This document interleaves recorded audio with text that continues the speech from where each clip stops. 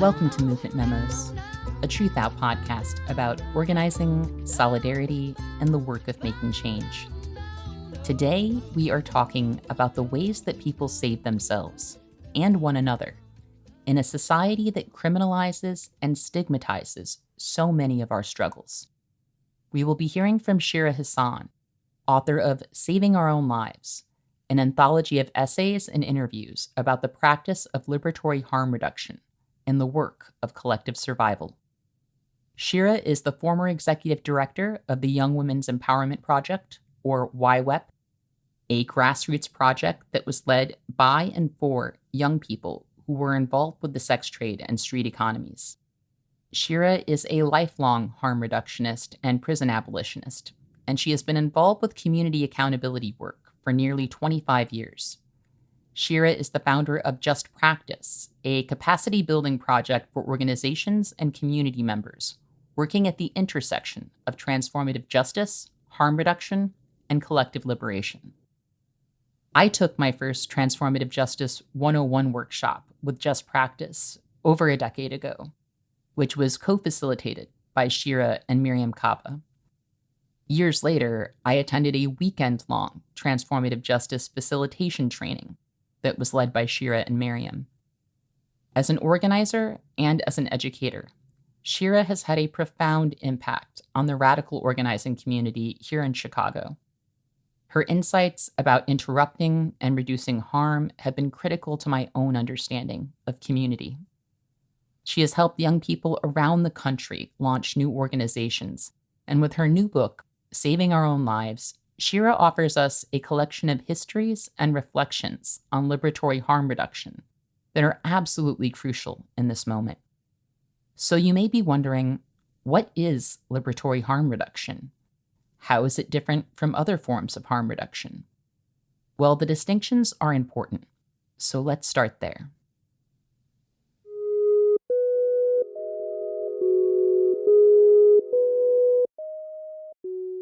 So the thing about liberatory harm reduction is it's actually not new. I mean, we're calling it liberatory harm reduction sort of to reclaim the original forming of harm reduction in some ways. I think that in the book, I'm making a distinction between liberatory harm reduction and what I was sort of calling public health harm reduction, because I wanted to name the ways that public health had really distorted and co-opted, and social services and social work had distorted and co-opted this very rich, deep, complicated practice that is rooted in self-determination and in community values, that has a true root cause analysis, that understands that state violence and white supremacy and patriarchy and trauma, all of these things are interconnected and part of a root cause, that public health has really distorted our ability to practice a liberatory version of harm reduction, which is how it was created. So I think what's important to know about liberatory harm reduction is that it's generations old. I'm not inventing anything. I'm not describing something new. I'm sort of naming, hey, we've been doing this forever as a liberatory practice because we have always needed to save our own lives. And we believe that we can save our own lives through these key strategies. And so, I think of the work of Miss Major Griffin Gracie. I think of so many Indigenous resistance practices, sex workers who have been on the forefront of ending violence, interrupting violence, transforming violence, drug users, people with AIDS and AIDS activists. And then I think, of course, the work of Marsha P. Johnson and Sylvia Rivera through STAR, and all the underground abortion providers, all the people who are doing menstrual extraction, and very importantly, the Black Panther Party and the Young Lords, and the way that the Young Lords and the Black Panther Party sort of took over Lincoln Hospital, which you can read about. That was so incredible. And all of this is the backdrop for harm reduction and liberatory harm reduction that goes back in the book, I kind of really just go back to the late 60s, early 70s, but you can go back generations and centuries to track how we practice this. And so I think the definition is like something that I hope changes, right? It's something that I know this is like a humble, incomplete offering around this definition, because I know that now that we are thinking about public health and how public health has sort of co opted and shifted these practices, we can start really digging into wait, what are we doing? How do we want to name what we're doing? And so I'm offering this definition with the humility and full hope and expectation that it's going to change over time as it's honed by activists and practitioners who are trying to name something truly intangible. I love what Dominique Morgan said to me in the book when I was interviewing her, and she said, liberatory harm reduction is grace in practice. And I just think that's such an important way to think about how we are with each other and what we do with each other. This is the definition that we came up with as we were thinking this through. I like refined, discussed, reviewed this definition with about a dozen and a half people or so. The people who helped shape this definition are people who I've been in conversation with for so long and who are either young people in harm reduction or worked with young people in harm reduction, who are BIPOC, who are queer and trans, and who are all sort of like long time transformative justice, prison abolition oriented folks. And this is sort of the workshopping definition, which is that liberatory harm reduction is a philosophy and set of empowerment based practices that teaches us how to accompany each other as we transform the root causes of harm in our lives. We put our values into action using real life strategies to reduce the negative health, legal, and social consequences that result from criminalized and stigmatized life experiences, such as drug use, sex, the sex trade, sex work, surviving intimate partner violence, self injury, eating disorders, and any other survival strategies deemed morally or socially unacceptable. Liberatory harm reductionists support each other and our communities without judgment, stigma, or coercion, and we do not force others to change. We envision a world without racism, capitalism, patriarchy, misogyny, ableism, transphobia, policing, surveillance, and other systems of violence. Liberatory harm reduction is true self-determination and total body autonomy. I think the key differences between liberatory harm reduction and public health harm reduction is that public health harm reduction, especially as it exists inside social services, which, by the way, I want social services to practice harm reduction. So it isn't that I want them to stop. It's just that they need to acknowledge that there's true limits on what they can practice and start acknowledging the differences between what we're doing in community, what we've always done in community, and what they're trying to do. And one of those key differences is, for example, self-determination and body autonomy.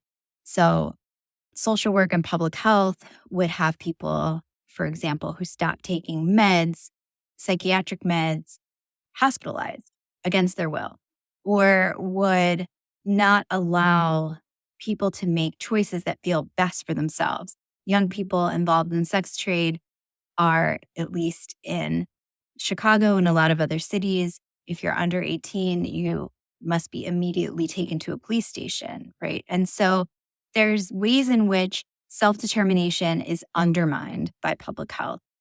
I think one of the other differences that's really critical is that public health views the root cause as the activity itself. So the root cause of harm, for example, is me not having a clean syringe. The root cause of harm is they sort of understand my body as a site of disease. And so if I'm not using a condom when I'm having sex, or if I don't reduce the kind of self injury that I'm doing, then I'm really not understanding that what I need is to make a behavior change and that behavior change will keep us safe. Liberatory harm reduction is not rooted in change. And it's also not rooted in the body as a site of harm or site of disease. It's rooted in the understanding that we need to transform the root causes of harm in our lives and that what we deserve is relationship, care, strategy, support, and for our life experiences that are criminalized and stigmatized to be celebrated and supported not only as the joyful coping strategies that they can be, like drug use can be joyful and often is for many people.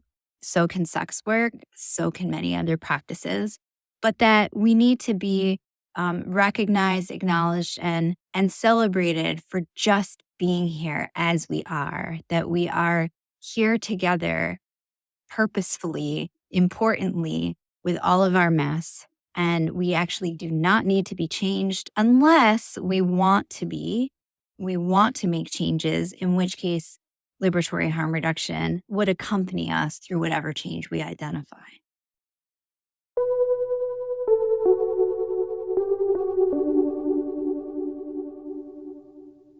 In her book, Shira writes that she has mostly been known as a hooker who gives good workshop, who gets young people out of the trunks of pimps' cars, who busts people out of psych wards, who can find safe housing across the country for those who don't have identification, and works to solve problems without the cops or the state. I love that encapsulation of Shira's work as a problem solver because that's how she was known in the community where I learned to organize. She was someone who people turned to when they had no idea how to process what was happening or what to do next. The knowledge and wisdom that Shira shares with others was built over the course of many years through the work of organizing and collective survival.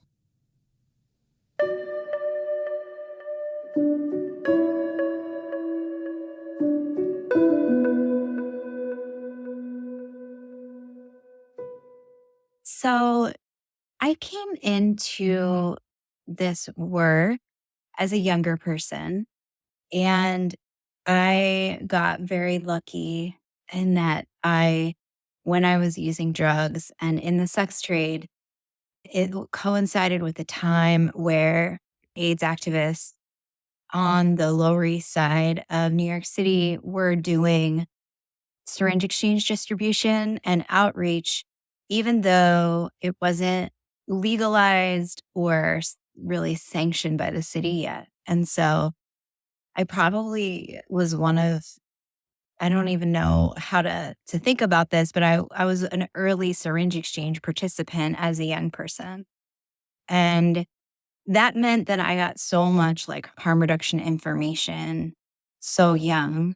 And because I was using drugs and trading sex for money, and my community was queer and trans, in some ways I got pulled into a lot of great organizations that helped me develop not only my understanding and analysis of what is happening in the world and what I was doing and how we were all doing and how we were all surviving together, but also gave me some tools and resources to help me finish school and to kind of rethink and reframe my understanding of community as a whole. And so I got involved in a project in my very early 20s called New York Peer AIDS Education Coalition, which was co-founded by a number of people, one of them being Edith Springer, who's sort of known as the godmother of US harm reduction, and also Kelly McGowan, who is a really powerful anti-racist activist and AIDS activist and squatter, who was a squatter at the time and fought for squatters' rights for years in New York City, and started some of the first syringe exchanges in New York City alongside so many people. So I don't know how that happened. But because I got pulled in there, because I met Chloe Zabilo early on, and she sort of who is this another amazing activist who was doing all this work around trans rights and sex worker rights, and was an activist with Transsexual Menace, and also worked at some of the early syringe exchanges and helped co-found some of the early syringe exchanges. So I got shepherded into NIPAC. And then as NIPAC was closing in the early 2000s and right after 9/11, and I had my heart was just broken between 9/11 and NIPAC closing. So I moved to Chicago just as the Young Women's Empowerment Project, who had been organizing together for several years. I was not a founder or a co-founder. YWAP had been in existence for years, maybe 3 or 4 years when I got there. But I did get there right as they were forming a nonprofit. And so they had gotten their C3 status. For the most part, Young Women's Empowerment Project got our C3 status because we were all made up of all young people who were trading sex for money for survival, who had current or former experience in the sex trade and street economy. And we wanted to be in charge of our own funds. We didn't want to be fiscally sponsored because young people are never allowed to be in charge of their own money. And also, people in the sex trade and street economy and people who use drugs are never thought of as like being responsible enough to be in control of their funds. It was an uphill battle to have a C3, but I got there just as that was forming. And then as YWAP sunsetted because of the anti-trafficking laws, I started a project with Miriam Kaba, Rachel Kydor, Dina Lewis, Anna Mercado, and Keisha Reynolds called Just Practice Collaborative, which was formed to build our capacity to respond to sexual violence, intimate partner violence without 911 and social workers, and to build Chicago's capacity around community accountability, transformative justice, and understanding prison abolition.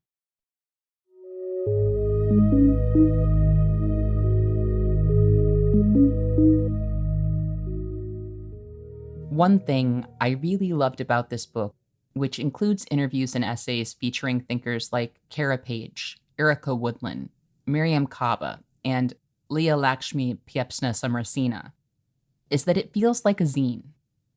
For anyone who doesn't know what I mean by that, zines are non-commercial, often homemade or online publications that are often devoted to specialized or subversive subject matter.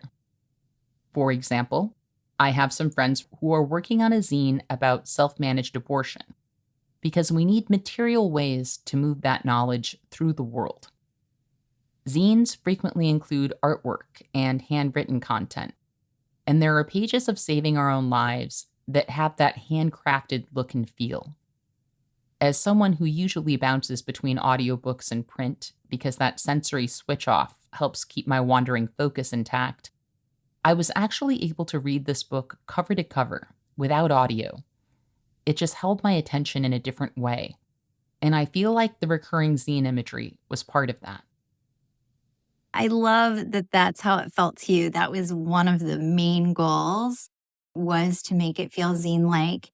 And there's so much reason for that. So I think like harm reduction is rooted in so many different cultural moments, and so much cultural work happens within harm reduction. And one of the really big parts of it was that a lot of the work is frankly not legal. It's not publishable. So when we shared information, and when we do share information, we share it in zines so that we can transmit this like precious, life-saving, juicy content in a way that is also going to be safe from sort of mainstream media, mainstream consumption.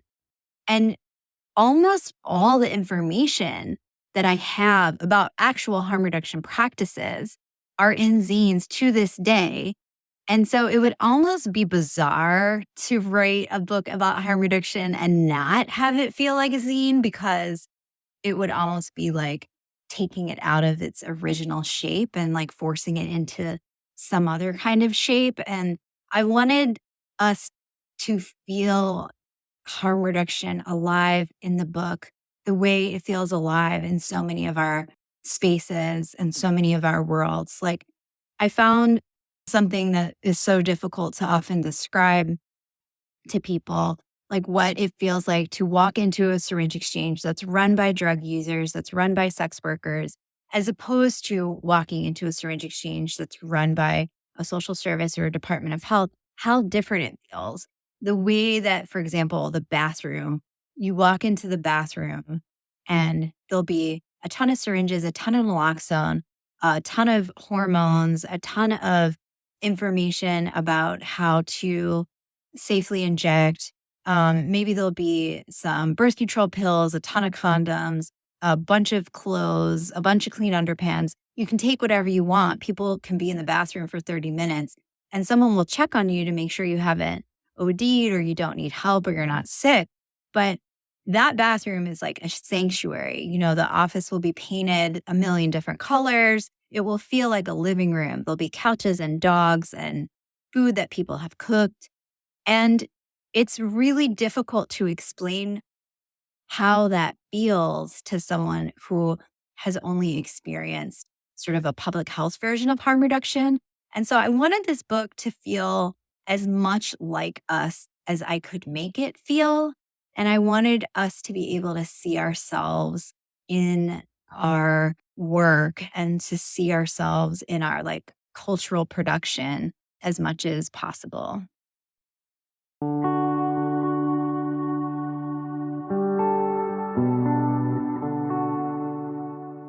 As someone who thinks we should all be students of history, I was grateful for the lineages captured in this book. And I particularly appreciated Shira's documentation of the organizing of the Young Women's Empowerment Project here in Chicago. YWEP was founded in 2002 and sunsetted in 2014 when anti-trafficking legislation criminalized certain harm reduction practices. I know a lot of you probably haven't heard of YWEP, but the group's impact can still be felt here in Chicago and elsewhere. I consider Shira's storytelling about YWEP in this book a gift, not only to movements, but to the work of keeping history.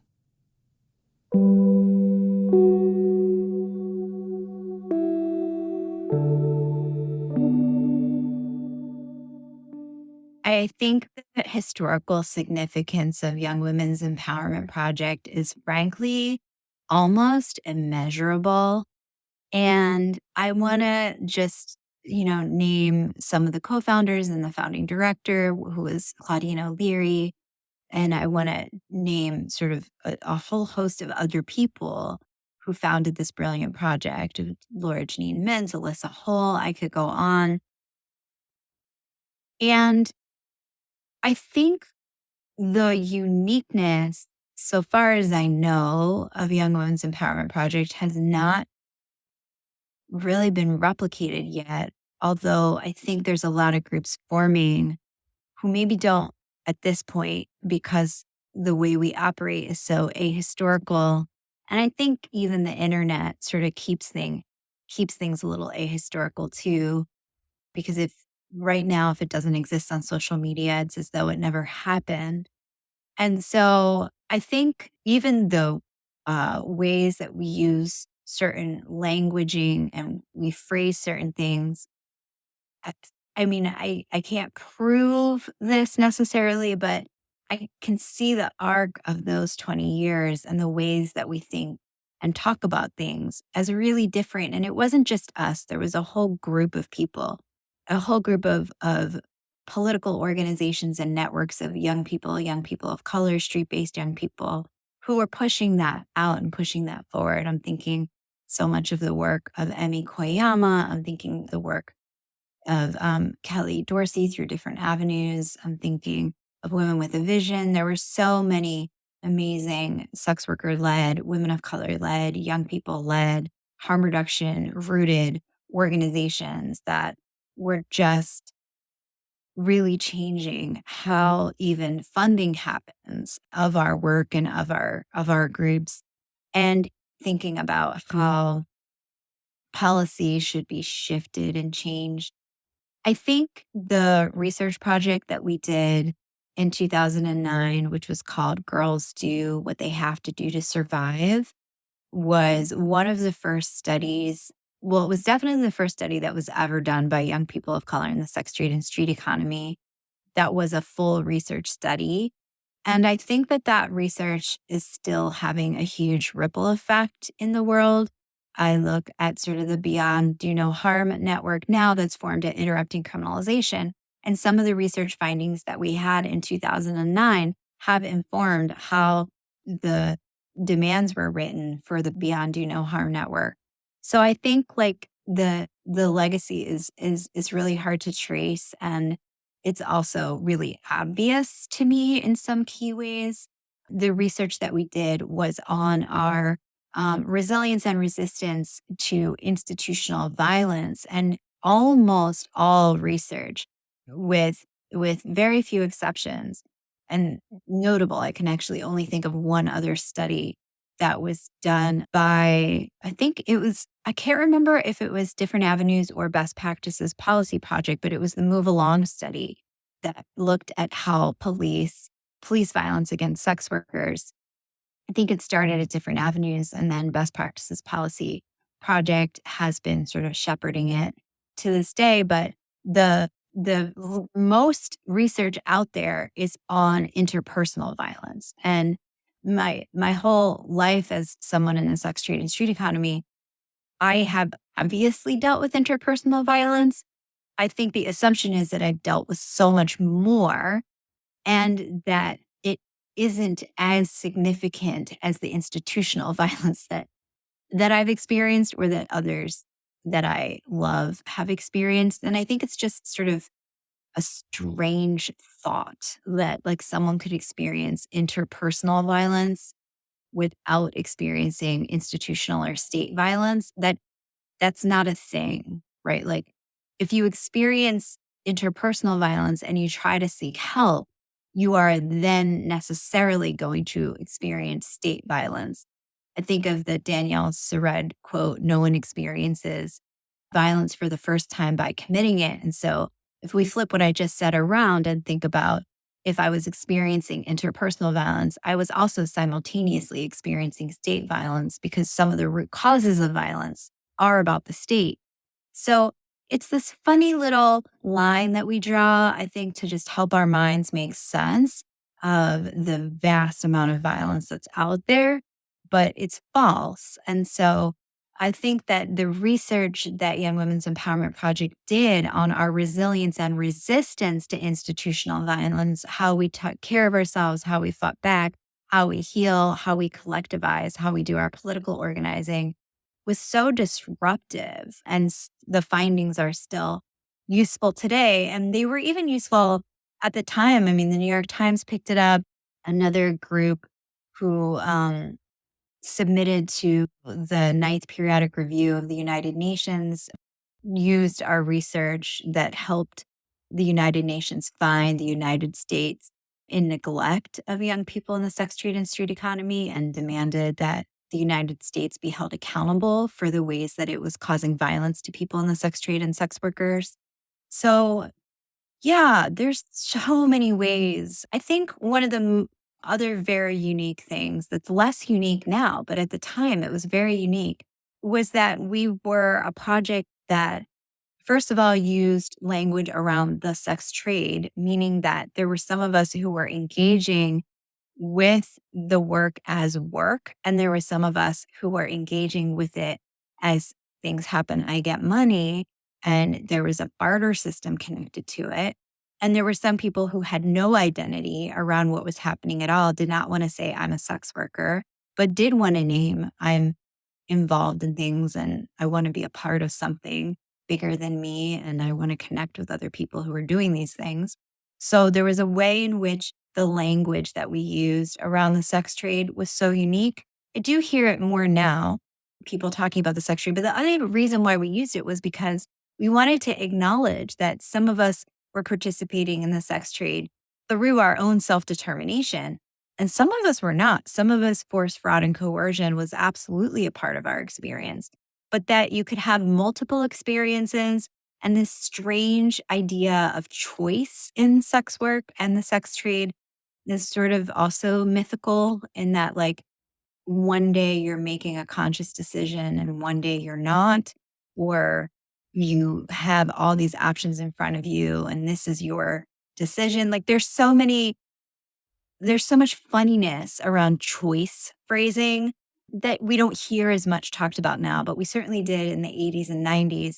And YWAM started organizing in the late 90s and we existed through 2014. So, we don't hear a lot of that strange framing around choice, no choice, the way we did in the 80s and 90s. And I do think we had a lot to do with that.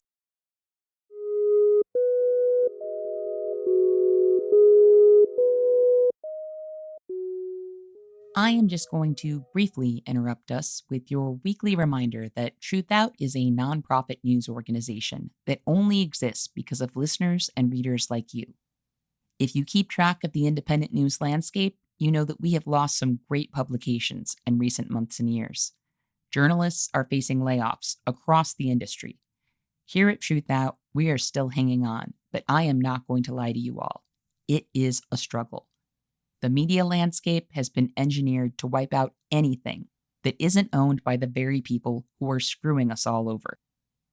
Corporate algorithms are hurting us, but we are still here providing award-winning news and analysis that I believe helps to fuel and uplift our movements. TRUTHOUT has not laid anyone off during the pandemic. We are a union shop and we have the best family and sick leave policies in the industry.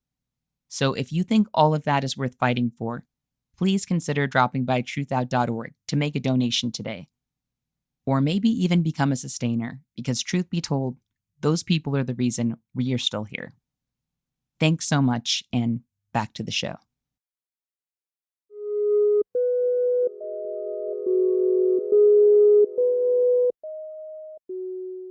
One of the essays I really appreciated in Saving Our Own Lives was written by Leah Lakshmi Piepsna Samarasina. It's called Harm Reduction is Disability Justice. It's not out there, it's in here. In the essay, Leah talks about how the peer-to-peer support that keeps so many disabled people alive is the kind of care work that Shira would describe as liberatory harm reduction. Leah writes, "We share pills, and info about pills, and tricks for getting off the pills, and stuff that isn't about pills. We pool money, share strategies for surviving, everything from suicidal ideation to how to limit CP tremors during an MRI. We listen to what people say they need, instead of telling them what they should need. We work to help others take control of their life and survive on their own terms, instead of focusing on fixing it."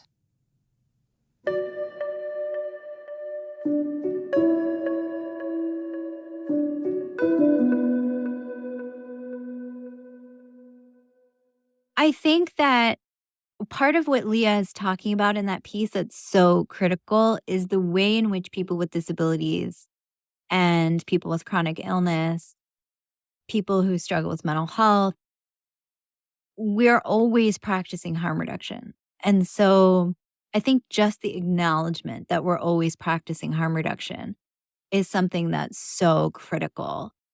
I think inside of public health does not have a disability justice framing. In fact, public health, is pretty much and the medical industrial complex specifically as a whole, even separate from public health, but it's pretty much focused on our bodies as sites of disease that need to be cured. Eli Clare has a beautiful book on sort of letting go of the notions of cure and what cure even means. And I think that Kara Page and Erica Woodland's upcoming book, Healing Justice Lineages, talks so much about how the joining of disability justice, harm reduction, reproductive justice, and so many other important frameworks is is how we move forward together. And so I think in some ways we can see it right now in healing justice. When people really understand healing justice, then I think they understand what Leah's talking about. I would also love to hear what Leah's thinking, because Leah's an amazing activist, harm reduction practitioner, and transformative justice organizer. So I also wonder a lot about what she's thinking. But for me, I see healing justice organizing, which is really different than like your right to have a massage, right? Like healing justice is this really deep, complicated political theory and strategy. And I think that the use of that strategy is what we need to be doing and where we need to be going. And harm reduction is inextricable from healing justice. Healing justice is inextricable from disability justice. You can't take any of it apart. I think that's another difference with public health is public health sort of silos things and breaks it apart and says, well, that's for this department or that's for that department, or your body's a diseased mess because of this issue over here. So go over there to get this dealt with. And I think what liberatory harm reduction is saying is, hey, we're whole people right now, deserving love, fully formed, exactly as we are. And we can organize and we can take care of each other. And we also need resources, help, and support. So not to say it's all perfect. It's actually all kind of a mess. But it is what we're doing and it is what we've been doing. And we've had some really beautiful, important wins and moments built from that.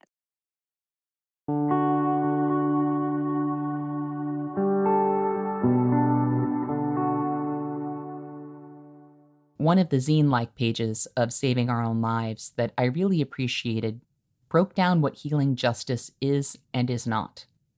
I think that's a breakdown that a lot of people need.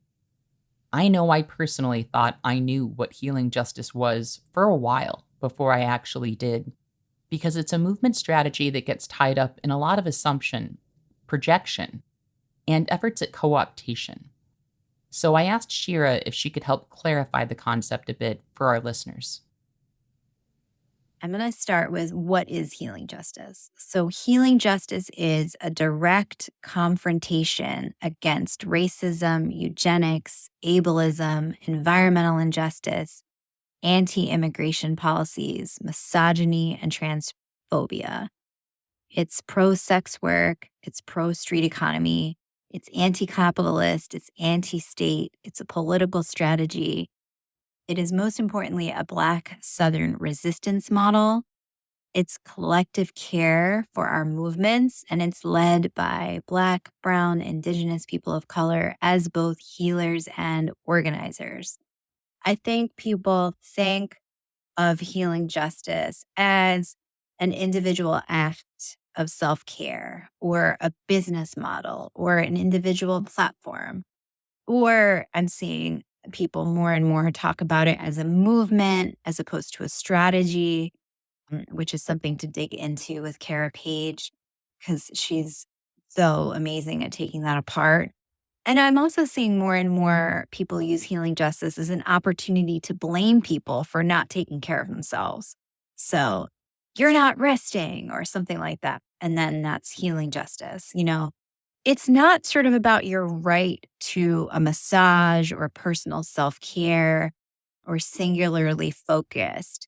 It's not what's offered by health insurers.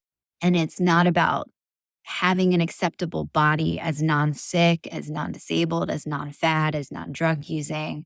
It's not about like creating a normative body. It's about a deliberate organizing and organized pushback. And so healers have been organizers again for generations. If you think of the gorgeous legacy of midwives as organizers, there's so much there. And so it's not just about being a healer. And it's also not about sort of like having a self care space in your meeting. It's actually about healers as organizers collectively pushing back on systemic injustice specific to the medical industrial complex and the way that that's so intertwined with capitalism prison industrial complex and all the carceral thinking that's affected how we take care of ourselves and each other. I think that when we separate liberatory harm reduction from healing justice or vice versa, what we're left with is public health risk reduction or self care. And it's devoid of a liberatory politic or practices that truly improve our collective well being. I think the best group to look at for this is Kindred Southern Healing Justice Collective, who created the definition in 2005 and started doing organizing work just a little bit before that as a result of hurricanes Rita and Katrina, and then started doing a sort of national organizing after that as a way of pulling healers together to respond to multiple conditions. It's a political strategy that is used to intervene and respond on generational trauma and systemic oppression and build community and survivor led responses rooted in Southern traditions of resilience to sustain emotional, physical, spiritual, psychic, and environmental well being. So, hopefully that helps a little bit.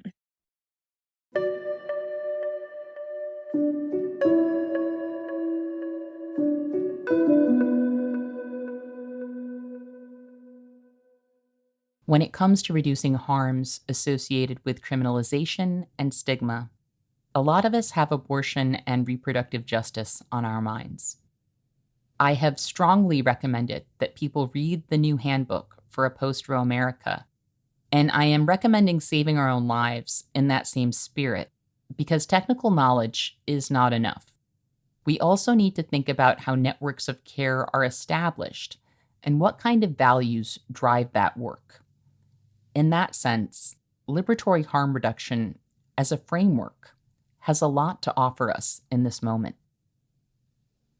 Part of what liberatory harm reduction and the history of liberatory harm reduction can offer us is the actual mechanisms for how we can, for example, learn menstrual extraction, how we can all collect as many birth control pills as we can so that we can redistribute them. What is the safest way to avoid pregnancy? How can we help trans young people gain access to safe transition and medical care no matter where they live? And what I love is that liberatory harm reduction is concrete. It is a framework, but it is also a daily practice and it is also a set of strategies. And so, what strategies do we need that prioritize self determination and body autonomy right now? And how can we come up with whatever it is that we need collectively to get us through? I think of the Janes here in Chicago as one of the, in many ways, forerunners of harm reduction, in that providing underground abortion services in the 60s and 70s was something that was so life-giving, so essential, so necessary, that it really makes sense for us to learn from the Janes. It makes sense for us to learn from Star. It makes sense for us to learn from everyone who came before us and put that into as much practice as we can. And what's really fascinating about this moment and the moment that I was writing the book in was that we are in this sort of like time travel moment with the early 80s, right? Like, we are in an enormous pandemic with impact that we still don't understand. Disability justice and disability justice organizing in the 80s and now is on fire. We are pushing for so many changes, both nationally and locally. There is so much happening around trans rights, trans leadership that was happening also in the 80s, abortion access, welfare reform, so many of the war on drugs, and mass incarceration, which was blowing up in the 80s. Those were the conditions that harm reduction sort of took fire in and sort of went ablaze, because we'd been laying the foundation through all the incredible work of the Young Lords and the Black Panthers and Star and the Janes and ACT UP. We've been laying that foundation. We were doing sort of welfare rights organizing. We were doing incredible mutual aid projects for a very long time, even going back to voter registration work. And so we can look towards that time. What were people doing then that we can use now?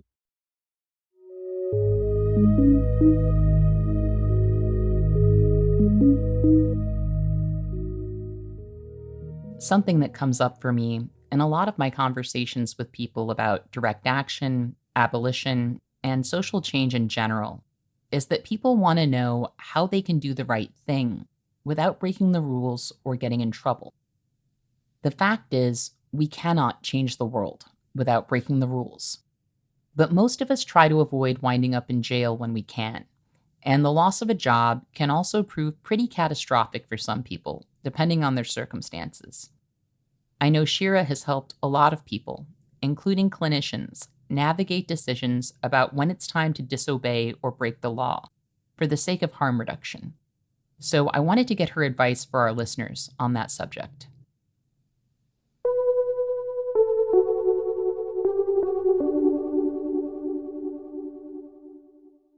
I think one of the most important aspects of liberatory harm reduction is relationships and building long term, meaningful, real relationships with each other means we're going to have to break the rules. As much as boundaries are a critical part of liberatory harm reduction, so are the absolute necessity that we center each other and prioritize each other.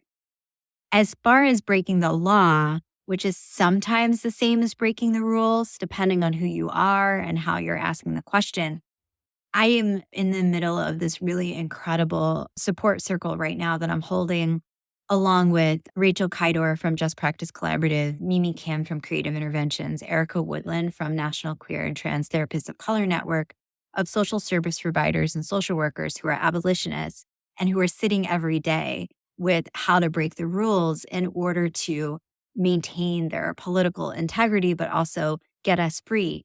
And, people come because they're experiencing violence or, they need some sort of service. And how can social service providers not be gatekeepers and be in true solidarity, true allyship with people who are coming in? And I do think there's a personal inventory that when you're in that sort of position, when your job is dependent on, your ability to say yes or no to something and what that means, I do think there's a personal inventory about when you can and can't afford to break the law in the same way that there is when you go to a protest and you think about, can I get arrested today? And what would that mean? Do I have my meds on me? What legal action plan do I need to make? Similarly, with sex workers, there are plans that you make, like when you're working, what happens if I get arrested? What's my safety plan for my kids? Do I have my lawyer's phone number memorized?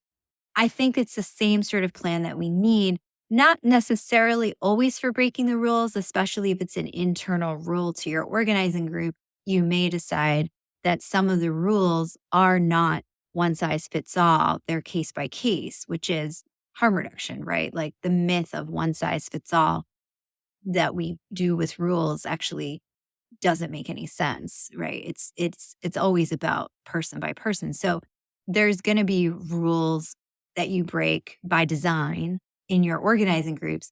If you're talking about in your jobs though, I think that there is a personal safety plan that it's important to consider because you do in many cases, especially as we're talking about reproductive health and justice needs, and we're talking about the rights of trans kids to be safe and get all of the medical care that they need, we're gonna be breaking the rules. We're gonna be breaking the laws. Syringe exchange is still illegal in some places in this country, right? So it isn't always about the law or the rule, but it is about your relationship to the risk and your relationship to the people who you're supporting and who you're in community with and who are your people and whose back you're going to have. I want to say too, I know we're going to talk about the help desk at some point, but This is the exact kind of call that I often talk through on the help desk, these sort of ethical dilemmas in organizing work as we figure out how to be in abolitionist practice, like the intersection of abolition and practice is often harm reduction.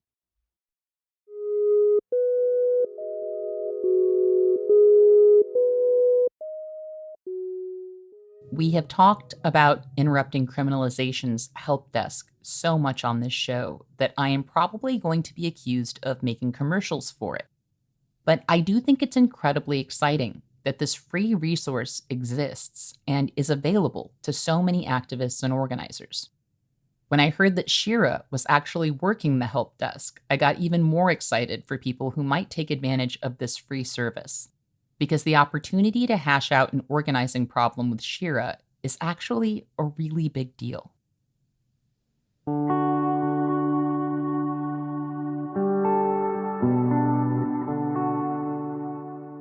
The help desk at Interrupting Criminalization is a project that is for people who are working to end prisons and police. And it is also for people who are facilitating community accountability processes. And so you should call the help desk if you are at a struggle point starting your project or in the midst of a project and not sure how you want to form it.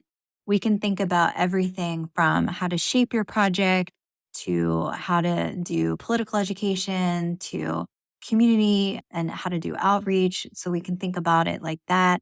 We can also think about funding and structure. All the ethical dilemmas that are embedded in this work are things I talk about every day with people. I've gotten almost like 160, 170 calls from actually all over the world. And it's been amazing to sit and talk with people who are forming projects and who are either in the midst of their idea or who started a project 5 years ago and are stuck in a new dilemma around how to move forward. There's so much incredible abolition work happening. It's amazing. And I'm also talking with facilitators, people who are holding community accountability processes who are stuck in the holding. Because anyone who's held one knows you can get stuck. I've been stuck many times. And so I'm holding space for people who are facilitating. And so what we're not doing is sort of like resolving interpersonal conflict or doing any mediation. We're not sort of responding to individual harm in any way. We're working with people who are actively organizing other facilitators who are responding to community accountability or who are actively organizing abolition responses that are community wide or who just have one idea for a project and they're the only people power they need to make that project happen. They just want to create a resource for their community and put it online. And so I've talked to a lot of individuals who aren't starting huge projects. They're just doing something that they can do themselves, but they need help thinking it through. And it's been amazing. It's such an incredibly inspiring moment to be in right now. And what I often say on the help desk is it's really like an opportunity to think things through. It's not an answer desk. I do not have the answer. So don't call me for the answer, especially because right now we have more problems. They're the best problems because they're new. Like we're like in new dilemmas. How exciting to be in new dilemmas because the world has changed so much and there's so many incredible questions that people have when the rubber meets the road about how to do things. And so it's a thought partnership. It's time to think things through with someone who's been thinking about it for a long time. And sometimes I'm just a switchboard where I'm just connecting you with five other people who are thinking about things similarly to you or who need resources about something that might have been done in a similar way or a similar project somewhere else in the world. So you can get to me through the Interrupting Criminalization website, and I'm sure we can link it in the show notes.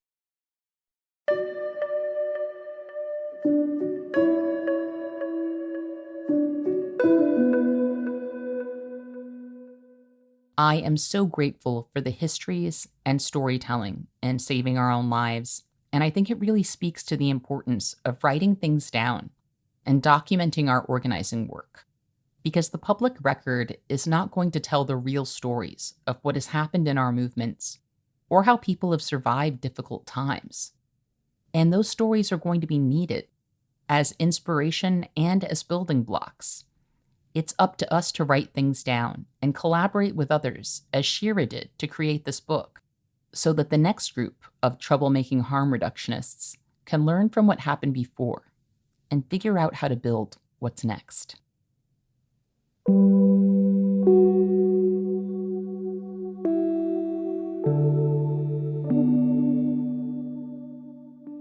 I am really humbled to have been in the position to have gathered the stories of people in my community and put them in one place.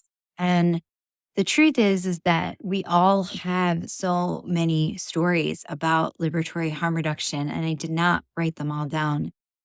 I wrote sort of my lineage and the people who I was directly connected to. And some of the first syringe exchanges in this country were started by Black queer people. And I actually was in relationship with them for years before I realized not only that they had started an exchange, but when I started tracing the history that this book was going to cover, I realized that Catlin Fullwood and in Seattle and Women with a Vision in New Orleans, they had started some of the first syringe exchanges in the country. And those were Black, queer, lesbian led projects. I want to also just shout out Bali White, Chloe Zabilo, Amani Henry, and the crew in New York City who started the first ever federally funded syringe exchange for trans people. And we just think that those were started by departments of public health. No, these were started by Black, queer, and trans people. And I think the history is so important. We need to be able to see ourselves. And so I'm often just like awed into silence and stunned by the beauty of people who I've met on my own journey to find healing and wholeness, and humbled in the face of this huge collection of bravery. And what I know is that, and what I hope happens from this book really, is that it inspires tons of books about everybody's lineage, about liberatory harm reduction. And I found things that started in 84, 85, 86. Maybe you'll find something that started in 82. What happened? How can we not be erased from our own story? I think that we have to continue to divorce the overfocus by public health on our bodies as sites of disease by embracing the entirety of who we each and all are. And so our organizing strategies have to include people who are high in meetings, who are high in therapy, who are in the sex trade, who are sex working, who are making decisions about their mental health and wellness that may not fit into the medical model. I just want to think about how we can take next steps from our beds, from the bath, and from the street so that we can continue to develop a practice that reshapes our politics so we can stay in love with each other's survival and push back on systems that shred our values in exchange for flimsy reproductions of our community's precious rituals. So, in every talk that I do, I try to close out by asking people to sort of take this pledge that honors the roots of liberatory harm reduction. And so I want to, like, for a moment, imagine all of our voices combined into a single chant and to pledge to the legendary and radical roots of those who came before us, of those who survived and those who became ancestors who are sending messages from the spirit world. And so I ask us to promise that every time we talk about harm reduction And every time we have a conversation about this critical life-saving philosophy and this love letter from our radical comrades, that you remember and that you share with other people that harm reduction was started by BIPOC organizers, by people in the sex trade, by sex workers, by trans people, by drug users, by young people, by people who were street-based, by disabled and chronically ill people, by anti-racist activists who wanted to see our resilience reflected intergenerationally. They want us to remember that we have everything we need to survive inside our relationships with each other, inside our creative and brilliant community connections, inside our coping strategies, inside our joy, and inside our grief. They want us to release the shame that comes with our struggle and live into our complexity, live into the beauty of our mess together. They want us to carry ourselves and each other through the reality of this beautiful mess with rage and glamour, with love and fury, with creativity and despondence, with generosity and curiosity, because they don't want us to be anything else but here.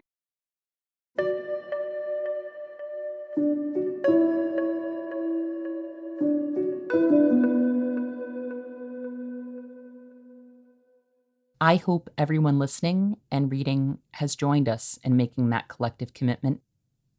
Our sense of history shapes our ideas about the present and about what could be. This is a time to contemplate our collective potential, understanding that liberatory harm reduction was created by oppressed, stigmatized, criminalized people should help us orient ourselves in this moment as we face onslaughts of illness, environmental catastrophe, and state violence. We will not look to authority for our salvation because under this system, we are all disposable, and many are being disposed of in real time.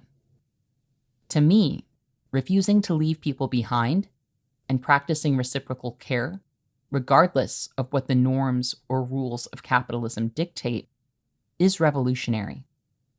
In fact, it's where all of our work begins. It's messy work, but it's also loving work, and it's going to be fundamental to everything we build from here. In a death-making world, we need social life support systems. Some of those systems will exist outside the law. Some already do. I am grateful for that, and for everyone out there who is working to survive and to keep each other alive. Our refusal to leave each other behind or to sacrifice each other to the system will be fundamental to the construction of any future worth having.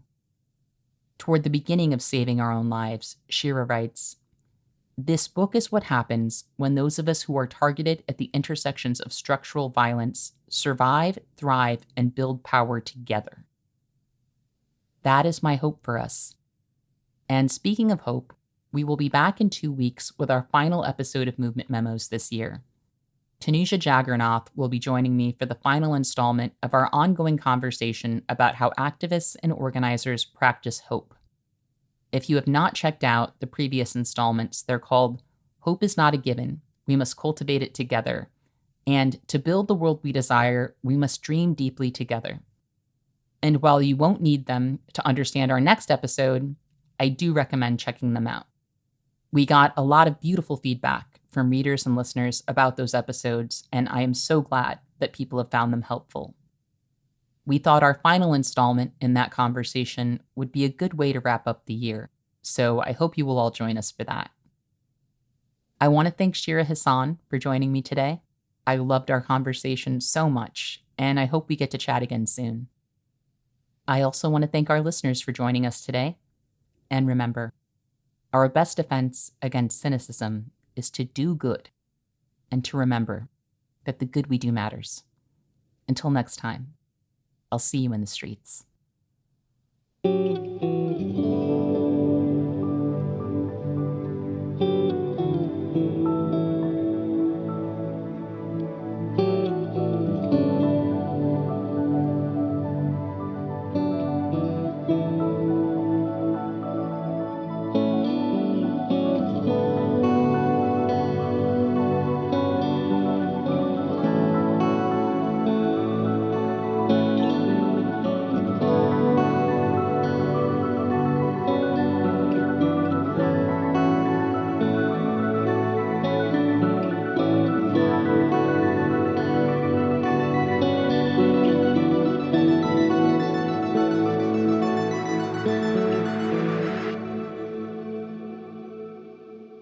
Thank you for listening to Movement Memos. This show wouldn't exist if it weren't for TruthOut, and TruthOut's independent news and commentary wouldn't exist without listeners and readers like you. We have no paywalls, no corporate sponsors, and no ads, except for fundraising appeals like this one. So if you can and would like to support our work, please consider dropping by truthout.org to make a donation today.